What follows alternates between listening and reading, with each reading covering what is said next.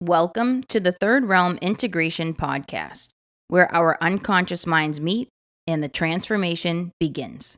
I am your host, Maegan Kenney, licensed psychotherapist, soul retrieval shamanic healer, and heart conscious practitioner. Let's get started.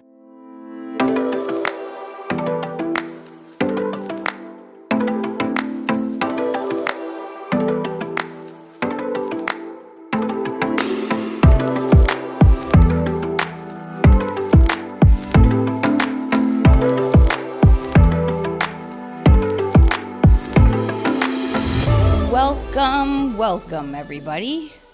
It's another episode of the Third Realm Integration Podcast. What is crack-a-lackin' out there in the airwaves with everybody? How's everybody doing this week? How's the week been? How's the day been? How you feeling? How you guys feeling out there? You hanging in there with this turbulent time that we're in? Everybody feel stable? Or are we on the other end of the spectrum, feeling a little uncertain about what is to come, where we're going, what we're doing, how the heck we're going to get there, and whether or not we feel supported along the way? That's what I want to talk about today. I want to talk about a symbol that is very prominent in my birth chart. And it seems as though I tend to draw in some situations related to this symbol that seem to be with individuals and circumstances and events and experiences that my soul has signed a contract with in order to learn something from. So, what better way? Okay, no. The cat is literally trying to climb up my entire body. I don't think we're going to do that. I mean, I'm definitely, put it this way. I learned today that cats in particular, unlike other animals, that can use other senses to see and explore their environment, cats see energy. And then they're able to put a shape to it and put a form to it and understand that it's a human being, for example. But they basically see infrared and they'll see your energy and I guess probably your aura. And this cat is like attached to me. Completely attached to me. And I haven't really figured out what's going on there yet. But unlike dogs that use their sense of smell to really figure out what's going on, cats are very visually stimulated and they see energy. That's what I learned today. So, I don't know what's going on with the cat. He's attached to me everywhere I go. He's like my shadow, like running up behind me. Like he's literally attached to my leg. So, I don't know what kind of energy I'm carrying these days, but it's definitely drawing the animals in. Let's put it that way. I saw a snake the other day. There are frogs everywhere. There was a snake right on my porch. Don't know what kind of snake it was, but it looked like a small little garden type snake. Nothing major, but yeah, very interesting. So anyway, sorry for the distraction there. I'm not really, and that's where I was going with it. I'm totally not like a cat person. Cats scare the crap out of me, including this one. But that's why I think he's in my life right now, to move past a fear that I have of the raw, unhinged, primal energy that lives in a wild animal like this cat, the stray cat that I've taken in, right? Okay. Anyway, so what I want to talk today about is the symbol of money. As 3D earthlings, we are ruled by time, space, and money. It is the primary currency that we have been conditioned by and have a primary relationship with. And the only people I know that have released their attachment to money fully are people that have taken the vow of walking the spiritual path on the highest possible level. Meaning that they are either living the life of service, like a monk or a priest or a rabbi. I don't know how it works in every religion, but dedicating your life of to service and being a minimalist, basically going without. Also, people that have deconditioned themselves, stripped away their social, cultural, and familial conditioning, and have decided to go be a minimalist and totally live off the grid. That is dope. I love that. And then people that I know that have really taken on the suffering of what it means to be homeless. I think in our society we carry a great judgment towards people that live on the streets. And I'm going to tell you something. I don't share that perspective. I admire the people that are homeless, that live on the streets, especially those that have chosen to do it, not the ones that have really hit hard times, but the ones that have really chosen to immerse themselves into a really difficult life, especially if they're addicted to drugs. Not all are, though, by the way. Not all homeless people are drug users. But I really think that anybody that's willing to take on that level of suffering and remove themselves from the system that much, and if they are addicted to drugs, they're essentially playing doctor. They're taking on the role of being the doctor to themselves because they're going to self-medicate with the drugs. And they're going to navigate this underground subculture, this network that is ruleless, boundless, dangerous. And they have to navigate that system. And within that every subculture has its own system, its own set of rules, norms. And the person has essentially totally unplugged from this reality.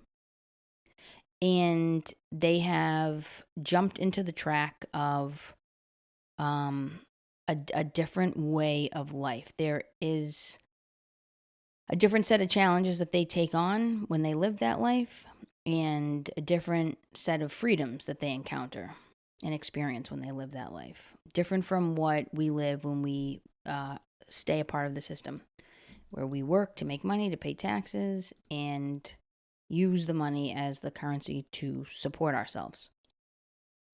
So, I think money is a very interesting symbol, and here's why. It carries the only two wounding patterns that I see inherent in the human condition. The two wounding patterns that exist in all of us, that come from our masculine and feminine energy, and that carry usually one of these wounds, one out of the two, is showing up more in your life than the other one. Money carries such a big blow because it carries both. It's not one or the other. And the two wounds are the feminine wound of not having any value. So you always go to the fear. It's the fear of not being good enough. That's the feminine wound. The masculine wound is the fear of being powerless. And so we all have these two wounds that get expressed through our masculine and feminine energy. And when it's not integrated, when those wounds have not been integrated and we have not integrated our own masculine and feminine energy, we tend to find imbalance in life. And the reason why money is such an important topic to cover when we're talking about patterning and we're talking about healing is because we project such major aspects of ourselves, our inner experience, and our outer world onto the symbol of money.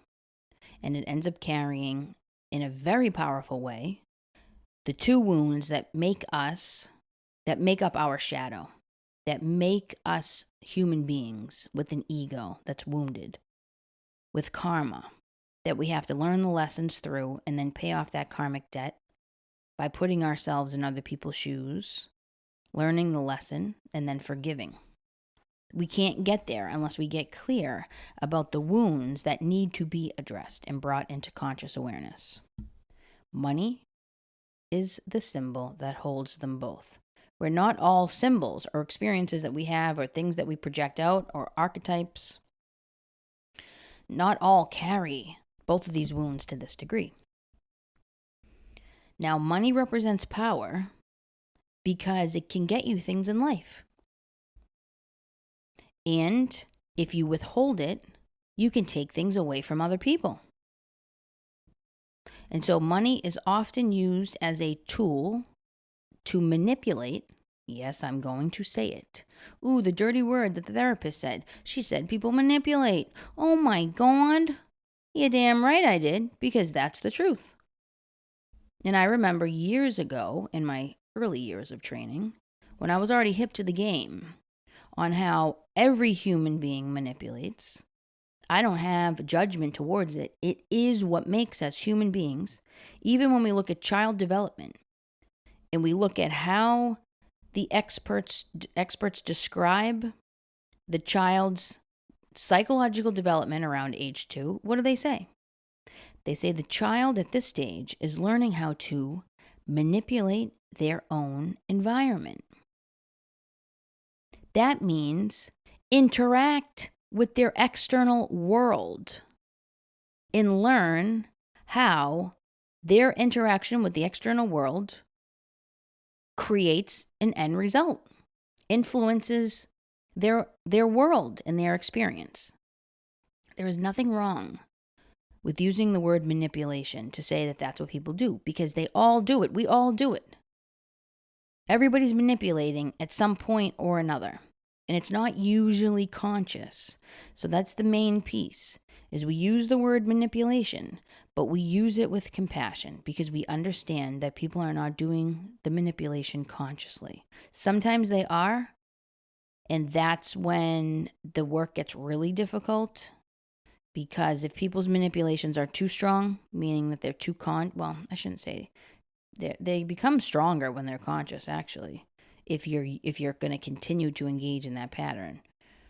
Only if you continue to engage in that pattern, though. Otherwise, bringing them into consciousness softens them up a little bit. But if the person is really attached and using the manipulation has worked too well for them and functioned too well for them throughout their life, where they get all of their needs met through it, and they get to continue to fuel the wound, and that drives them more than healing, then those manipulations are going to be so strong that there's nothing you can really do to break through that. And those are people that are not appropriate for most therapy.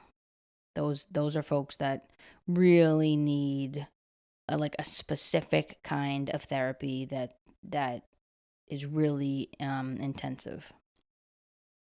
Outpatient, regular one-on-one therapy ain't going to cut it. So that's not the majority. The majority of people are manipulating, but they're doing it unconsciously, which means they're not doing it intentionally. It's all unintentional. And so I figured I would talk about money because it seems to be something that comes up in my life a lot, and it gets reflected back to me in a number of different ways. Yes, it includes the projection of our power. I think about how many times I've heard parents say that because it's leverage. You have leverage when you control the money. When a parent is paying for their child's whatever, they can cut that money off at any time because they don't like what they're seeing. They can withhold, just like people can withhold their love and compassion, they can withhold money, and that's a power play. That's a grab for power. Because the person is feeling powerless and they feel like there's nothing else that they can do to change the direction of whatever the experience is, and they don't really know how to disengage from it and unattach themselves. So the only way that they know how to really control, they're feeling out of control. The only way they know how to control the outcome is to use whatever leverage they have. And a lot of times that's money. People will use money to grab for power, to be seen, be heard, test you, see what you're going to do and how you're going to react if they do withhold the money, like payment for a session, for example. Sometimes people won't pay for a session because they're feeling so powerless and out of control in their own lives that they're grabbing for it wherever they can. That's why every pattern that you have is going to show up in your therapy, whether it's in the actual session or it's in the outskirts of the structure and container of the session, like scheduling or payment or contacting your therapist outside of session. Sometimes the grab for power is just going to spill out of the session. Not everything is conscious or consciously directed. So whatever your patterns are, they're just going to spill out. So the therapist who's there to meet you with an open heart and attune to your wounds simultaneously has to be the bill collector, the scheduler, the person that holds the boundaries and maintains some sort of set of rules or policies. And so if there's a rule that you're supposed to pay for the session on the day of the session, for example, or I know therapists that require payment before the session even starts, whatever the rule is, the scheduling, you have to cancel at least 48 hours in advance. My therapist used to do that. You had to give her 48 hours notice. And if you didn't, you were paying the cancellation fee. Period, point blank. I remember I used to engage in a pattern of canceling sessions all the time. When I was like pretty serious about therapy. I had been going for 2 years to this one therapist. But I was never talking about the deep stuff. Never, always just keeping it about work, all the issues that I was having at work, and whatever else. Just like keeping it real surface. So I wasn't deep in yet, and I wasn't ready to take that dive yet. This was in my early recovery. And during that period, I used to cancel a lot of appointments, doctor's appointments, physical therapy appointments, therapist appointments. And I think really it was just because I was partly overwhelmed. I wasn't fully committed. So that's the other thing too. When clients aren't showing up to session, they have other priorities. And so when you're doing this kind of work, my expectation is that you are going to make this a priority because I'm making it a priority. And I'm not going to work harder than you. So if I'm going to show up and I'm going to clear my space, I'm going to meditate, I'm going to smudge, I'm going to do my little ritual before I even jump on to Zoom with you, because I'm going to make sure that whatever I took on from the last session is clear and has moved through me the best I can before I'm jumping in to meet you. I expect you to at least meet me halfway. And if I begin working harder or am more committed to the session and the work than you, then that's now out of balance. And if we can't get that back on track, it's not going to be the right fit. And so money represents power and will also hold our projection for how we reject power. We may project onto the symbol of the money by not recognizing our own power. And this is also, before I get into the value piece, what I'm about to explain actually is flavors of both power and value. And so when people don't recognize their own power and they have a hard time feeling self-empowered, they don't feel empowered, they will project that onto the money. And then they'll take your power away. They won't pay you. They'll now project that onto you, and now all of a sudden you're feeling powerless. Like, oh my God, I'm the therapist, but now I have to go and try to collect payment from this client, whatever, or however it plays out. And so when we don't feel powerful in our own lives, we will transmit that through the symbol of the money, and then the person on the other end will then get infected.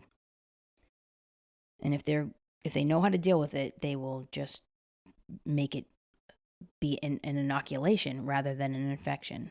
And they'll take it on, and then they'll work with it, and then they'll try their best to address it with you, however which way they can. Here's the other piece. If we have a problem with authority and we resist authority, we're going to resist the money. We're going to have a problem. We're going to have some sort of resistance with the money. We're either going to be overly attached to it, or we're going to spend it foolishly, or some other variation. We're also going to use it to defy authority.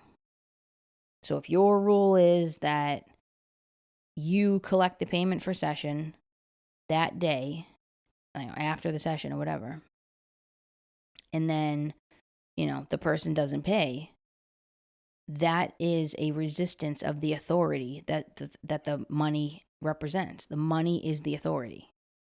And anyone attached to it will feel that reverberation if the person starts to reject the authority symbol of the money. So keep in mind that if you're feeling powerless and out of control and money is an issue for you, you might want to look at the underlying pattern and how to start breaking it apart and analyzing it and begin the integration work around your sense of power and what your relationship is with power and being powerless and control. Big piece. Now, the second piece that we project onto the money is our relationship with our own value. So I'll just stay with the same example because I know therapists run into this dilemma a lot. It's really considered an ethical dilemma to be the therapist and then have problems with clients paying you. And frankly, I'm just gonna be frank. If you're a client of any therapist and you've had this issue in the past, just know that the therapist is probably going to get annoyed. That's just a human reaction because it distracts away from the work. We want to show up to be the healer. We don't actually want to show up to be the bill collector. And if you put us in that position, there's resentment that's going to start to build. And that's why a lot of therapists they close the door before it even opens. You pay at the start of session. And then if you don't jump into the session, you're still paying the cancellation fee, which typically is the full cost of the session, unless you're using insurance. And if the payment doesn't go through or if the client doesn't pay, then the therapist isn't going to jump onto the session, or they'll jump on and say, hey, we're not having a session today. And you're going to have to pay in order for us to move forward. So and this is why I say this in relationship to the value, is because don't think that your actions don't have an impact and send ripples through the river. Here's the deal. When you end this lifetime and you cross over to the other side, the guide that has been assigned to you in this lifetime is going to be there waiting for you. And you're going to be greeted.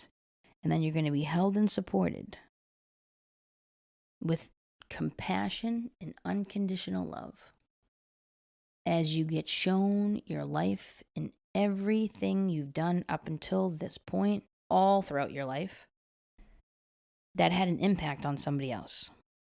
And you're going to see your life in review and the whole timeline, the whole movie of your life, and you're going to see it through the eyes of the person that you hurt.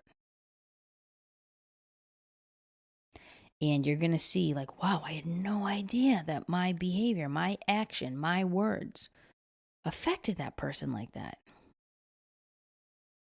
And you're going to be in the process of getting clear about the mistakes that you've made. And we're all going to make mistakes. We're here as human beings. We can't all get this right in one lifetime. That's why we come back to do it again.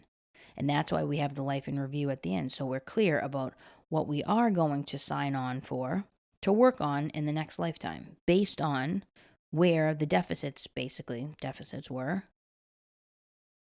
in the previous lifetime. So the best thing that you can do in every action that you make is to begin the integration of the karma now. Integrate the lessons from each one. And you start by putting yourself in the other person's shoes. If somebody doesn't pay for session, they obviously aren't putting themselves in the shoes of the person receiving the payment. The person who's on the other end wants to get paid. They deserve to get paid, and they are putting work and time and effort in, and they are using a skill that took them a very long time to build, through a lot of pain and suffering, large in part, to be here now, to be of service to you. And as a healer, we have to negotiate this whole thing about money in our own way and on our own timeline. But it's definitely an issue. Because the last thing we even want to do is, for most of us, is even charge for the work that we're doing in the first place. A lot of times people think that's icky. But what it is it's an exchange of value and money and energy. All money is a vibration. And it carries a different vibration depending on what our relationship with the money is. And we're in a society in which we're conditioned to project a certain vibration onto the money in the first place. And then when you're coming into this work as a healer and this is your profession, you have to do a lot of work to try to renegotiate and decondition whatever the relationship is that you had with money before you became a healer. Maybe you lived in a family that had low financial means. And not just that, but that everybody was always anxious and worried about the money. And so maybe you took that on. So maybe you have a worry and a fear about, like, am I going to make enough money to do what it is I'm here to do? And then you got to work through that. Because money can't be the hook when you're the healer. So most of us would probably just not even want to charge for what we do. But I actually don't think that that's even spiritually inclined to even think that. I've had people say oh my God, I can't believe you guys charge all this money in the spiritual community. And it's I'm putting something out. So I need to receive something back in order to fuel me so I can keep going and be of service. And yeah, it would be great if people could just give, and have a limitless supply on how they give and what they give. Their heart, their love, their energy, their time, their dedication, their willingness to sit and listen to you. And so it would be great if we didn't need to get replenished, but we do. And this is really tough work. And I make a full commitment. I can only speak for myself. I make a full commitment. That's why I keep my caseload pretty low. I make a full commitment to deeply, deeply connect to each client. And I have literally structured my life around the work that I do to make that possible. So I can be the best possible version of me every time I show up to your session. And you are getting all of me and the best side of me. Doing that for free and have no other stream of income that can support you is not possible. I have never seen that work out. The only way I've seen it work out is if somebody is supported by money somewhere else. They have some other gig that pays all their bills and they're supported by that. And that allows them to expand on their soul's mission. And maybe it's to be of service to others. And so then they don't really charge for that, or they charge a low fee because they have what they need from some other source. But if this is your career and you don't have any other stream of income, there's a lot of work to be done on the part of the therapist to renegotiate their relationship with the money and how they receive the fee for the service that they're providing. But it's kind of like a meme that I had posted a long time ago, and I love it, and I gotta find it. But it's paying I'm paying you to care. I'm paying the therapist to care about me. This is crazy. This is ridiculous. This is just their, or they actually, that's probably not what they say. They say oh, this is just a job to you. And the meme said, we get paid for the skill that we're bringing to the table. The caring part is free. Just so you know. And I loved that. I loved that. Because yeah, we have something called student loan debt, when you're a PhD, and especially the route that I've taken. Yeah, that takes a lot of sacrifice, especially a financial sacrifice. So we've acquired a skill here that only 1% of the population has. That's what we're getting paid for. That's essentially what we're charging for. The caring part, that's free. And so I think that's a great way to look at it. But back to the piece about the value, when people don't see themselves as valuable, they don't understand that when they use money to express that projection, they're not putting themselves in the other person's shoes. That other person has bills to pay also. What do you think? The world just includes you? Step outside of yourself. Put yourself in the other person's shoes. How would you feel if you weren't getting paid for your services? That is what I'm trying to help people do in this lifetime, because that's what they're going to need to do when they cross over and when they get to the end of the road here. They're going to have to do that anyway. The best thing that we can do is begin paying off that karmic debt now in this lifetime, and that's the integration, getting ready for the next journey, the next lifetime that we're going to jump in which we can now evolve because we satisfied the goal here on Earth. We don't have to come back and do it again. So you need to recognize that you're an important person. When you don't show up to session, it has an impact. When you don't pay, it has an impact. When you don't participate in a work meeting, it has an impact. When you do participate, that has an impact.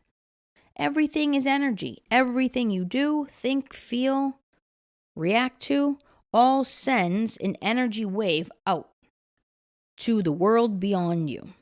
And so here's where you start to create, you co-create your reality. You're interacting with your world based on what you're putting out.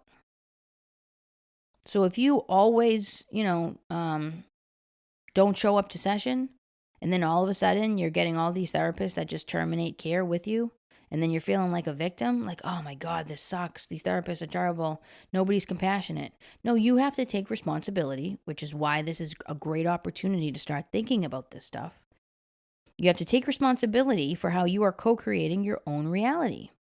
You're putting it out there, and you're getting a reaction back. A reaction has an equal and opposite reaction. It's basic physics. And so you can't say, oh, why does this keep happening to me? You're co-creating it. You're asking people to do exactly what they're doing because of how you're engaging the situation. So this is a great way to pull back the reins, open up the internal power and say, wow, I have the power to actually change the course of this. Life isn't happening to me, it's happening with me. I am participating in the play. I didn't just cast it, direct it, write the script. I'm actually the lead player. Holy crap. I'm the protagonist in the play. What about that? And there's a contract, many contracts that you've signed with people to show up to try to teach you something. And so if you're encountering the same pattern over and over again, you've got to look at your own behavior first and ask yourself, what role, not like what am I doing to cause this necessarily. It's not that clear. And the intention is to not breed any shame. Sometimes once we realize like we are co-creating our reality, we just like pity ourselves at that point. No. This is where the forgiveness comes in. You're just trying to get more conscious about how you're co-creating your play. Not beat yourself up for it. You just become aware of it. Now you can turn on the power, and you now have the power to change it. You have free will. Take a look deep within, and then change how you're engaging the external world. And so I remember when I used to not show up to my sessions, it was because I didn't think that I was actually that important anyway. Oh, it's not going to matter. It's not going to matter. She'll probably enjoy the fact that she has a free hour. I'm not that important to her. Me canceling isn't going to even have that much of an effect. Like, you don't see yourself as valuable, and you don't see yourself as powerful. You're not acknowledging your own value and your own power. It's also how the research says the gender differences when it comes to money, that women typically have a much more difficult time negotiating their rate in a meeting. That has a lot to do with why women get paid less than men. I've worked with some, oh boy, do I even want to go here? I've worked with some real dinks, I gotta tell you, that were getting paid almost double than me, guys. Not because they had the skills to warrant a worth that was double mine. Trust and believe it. But because they went in and wielded their power. And they were like, I'm not accepting less than that. Here's my rate. I'm prepared to walk away if you're not willing to give it to me. I know what I'm worth. I know that you can afford to pay me this. And I know what I'm bringing to the table. Even though I didn't see it as really somebody having a value necessarily on their skill and education alone that warranted that. I mean, Men are much more comfortable stepping into the space of negotiation. Women are not. So anybody that's carrying a strong feminine wound, you're going to see this play out with the money. When they have a stable, unwounded masculine, they can negotiate the rate and their worth and their power. And so when that wounded feminine side is not balanced by a strong masculine, and there's really a wound on both sides, and they're interacting, the two sides are interacting that way, you'll see people have issues with money. And the other piece is money allows us to be supported. It creates a foundation. Now I'm going to talk about the difference between support and dependence. When you receive support from somebody, it requires you to get vulnerable because you're allowing them to step in and to support you on a particular area in your life. And then you're using that support to better yourself in whatever way, shape, or form, following your soul's mission. And maybe that support allows you to expand your soul's mission in that way. You have to be willing to receive, ask for help, and then actually receive it. So you ask for the help, and then you actually receive it. So you have to identify where you need it in the first place. That requires a lot more vulnerability than just not trying at all and having somebody just completely take care of you, and you don't have to, and you don't use it in any way to move forward in life. You just depend on whatever is meeting your primary needs, and then you stop there. And so as a result, you don't gain your full independence. And I'm not here to say whether or not you should or shouldn't. It might be your path to learn how to be dependent. It also might be your path, though, to learn how to be fully supported and not dependent, and then therefore vulnerable, and then have the ability to receive and recognize that people care about you. You matter to other people. Maybe somebody wants to support you. Your parents, your spouse, whatever.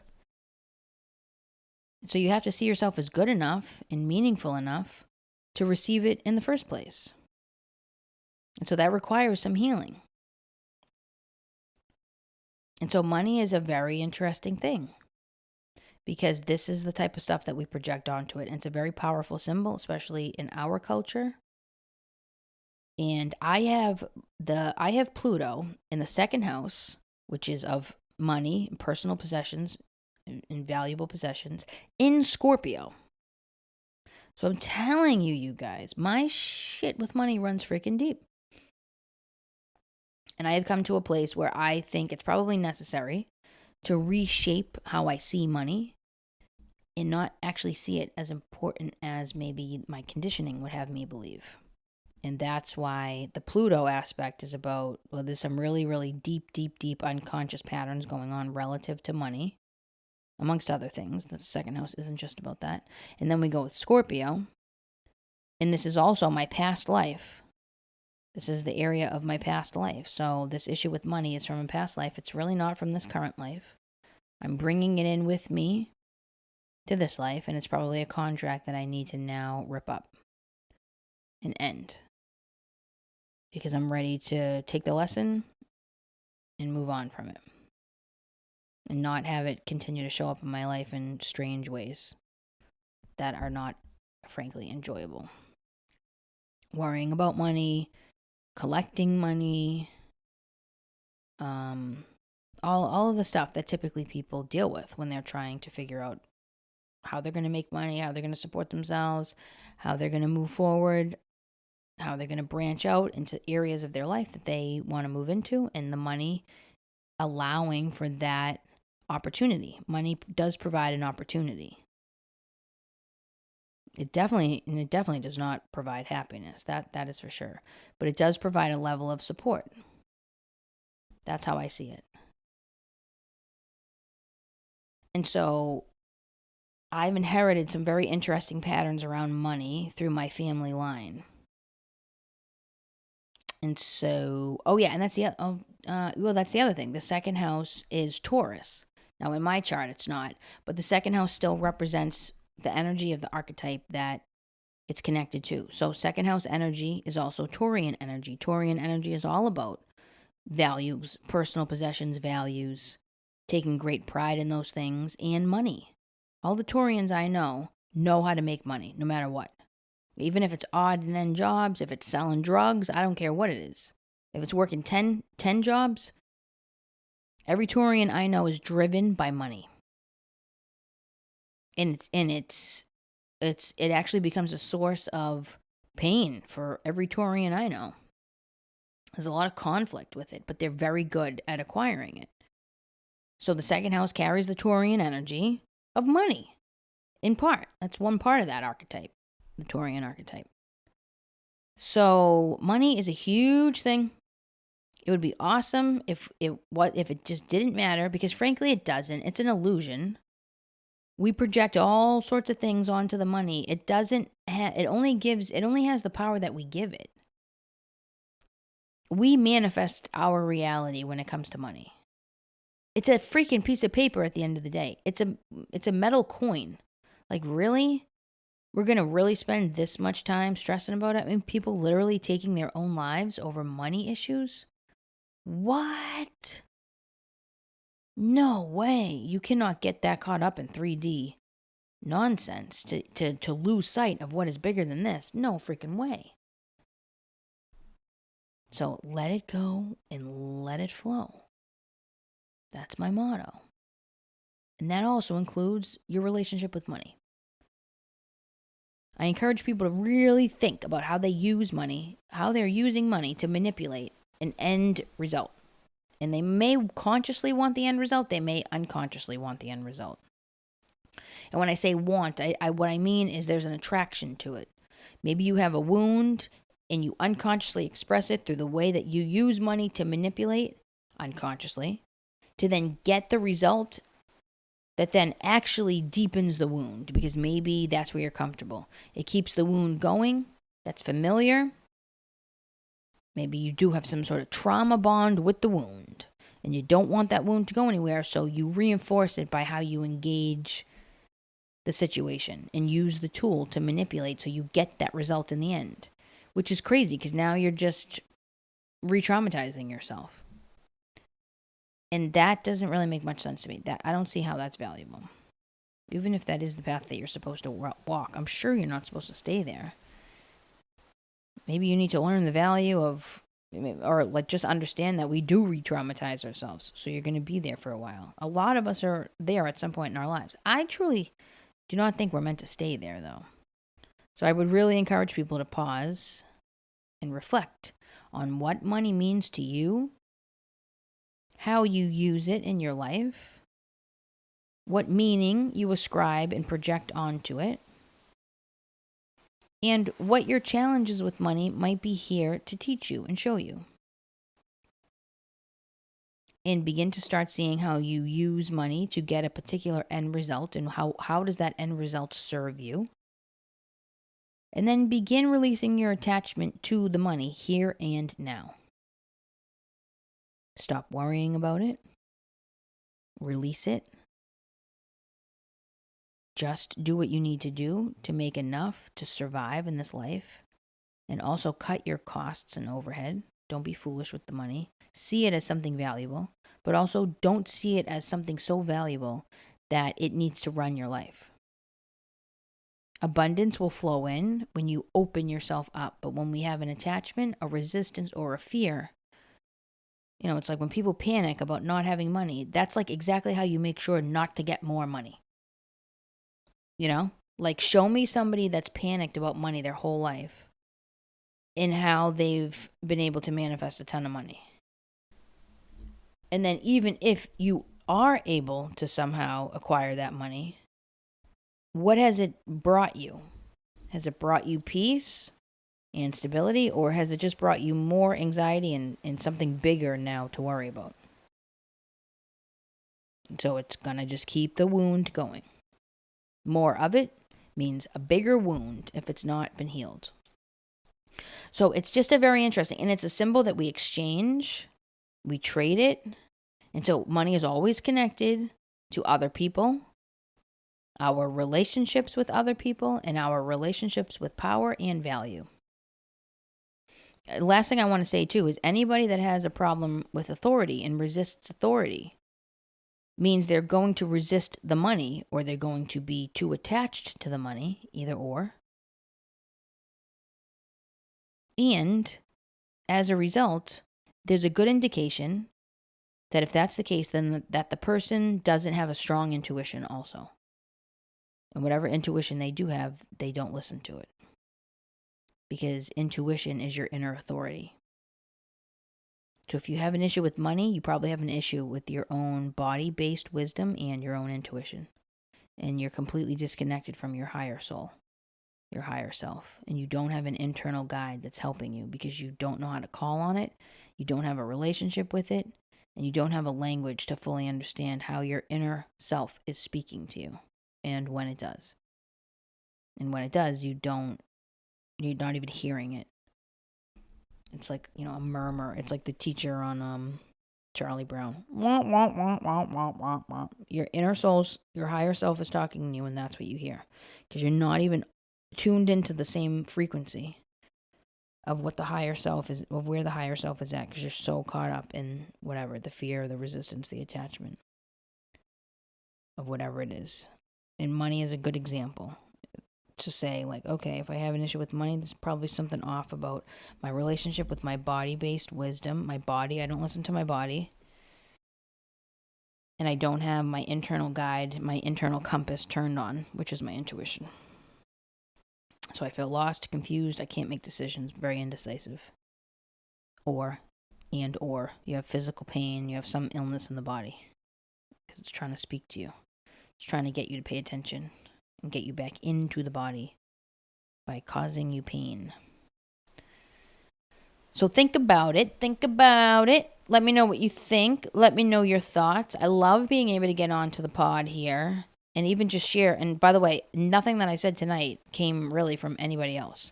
I just came on here to jump on to share my vantage point on the symbol of money.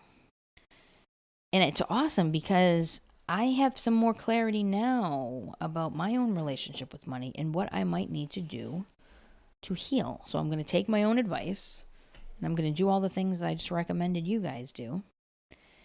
And don't forget to leave a comment on whatever platform you're listening to and let me know your thoughts. I want to start engaging with whoever is out there, if there is anybody out there. What up? Let's vibe out. Let's talk. Let's chat. I like to keep my circle small these days, so don't call me too much. But I do want to know what is going on out there. Talk to me. Let me know your thoughts. Leave a comment. Leave a question. Send me an email. info@thirdrealmintegration.com. Jump onto the website. You can find out how to subscribe to the newsletter on there. You can stay up to date with all the thingy things I got going on. Jump on YouTube, especially the YT. Leave a comment. And click on the link below if you want to support the cause of the show to help us move forward and raise the collective consciousness on the highest vibration possible. And you can become a Podbean patron and donate as little as $1 a month. Every penny counts. And I will shout you out on the show. I will promote your product, your service, your business, what have you. I'll give you a little spot. I mean, that's pretty good advertising right there. $1 a month and you get a shout out, you get some advertising. And then anybody that listens to my show is going to go check out whatever your thing is. Business, product, service, whatever. I mean, I'm with it. I think what I might do, though, is because I don't think we actually have an audience right now. I don't think anybody's listening to me right now. Still in the early phases of the show. So it might not be totally worth it for somebody to receive that in return, like a shout out. So I might try to figure something out. To make it worth your while. But in any case, feel free to check it out. The crowdfunding page. And I always appreciate whoever is there listening for tuning in, hearing me out, And if I could get you to just think a little bit differently about something and maybe shift your perspective, then, well, mission accomplished. And I think I've also done that for myself tonight. So I'm going to leave it there. Don't forget to follow us on Instagram at Third Realm Integration, on Twitter at Third Realm Int, I-N-T. Couldn't write the whole thing, so that's what I settled for. And the Facebook page, the Third Realm Integration Facebook page. All right, you guys. Another one in the books. It's been real. And let's see. I'm drinking a tea. And it is a yogi sleepy time tea because I like to do the pods right as I'm getting into bed or, close enough. And it helps me really ground my energy, slow it down, deepen my voice as I drop into the middle of my body, which is the center of my chest and the heart center. And I'm drinking my little yogi sleepy time tea. So let me close it out by reading to you what it says on my little tea tab. Breath is the voice of your soul. Deep. Love it. Breath carries the vibration also. And so when you speak through your breath, and when you breathe and release through your breath, you are communicating something from your soul. I love it. Okay, I'm with it. Breathe, everybody, and release what no longer serves you. And that concludes our episode for tonight. May the light always lead your way. Be well, everybody.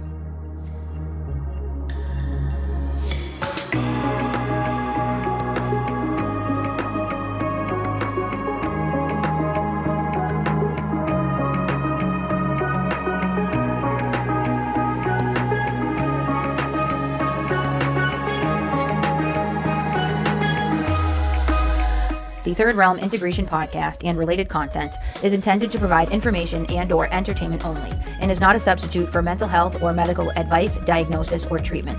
Do not delay mental health or medical consultation or substitute a mental health or medical professional's opinion because of what you heard on this show. Seek the advice of your physician or another qualified health provider with any questions you may have regarding a mental health or medical condition. The host of this podcast does not provide emergency support for mental health or medical issues. For questions or concerns, visit your local emergency room or contact your doctor.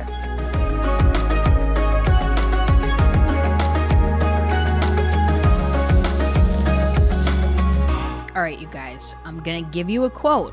It's a long one. It's from yours truly. Ready?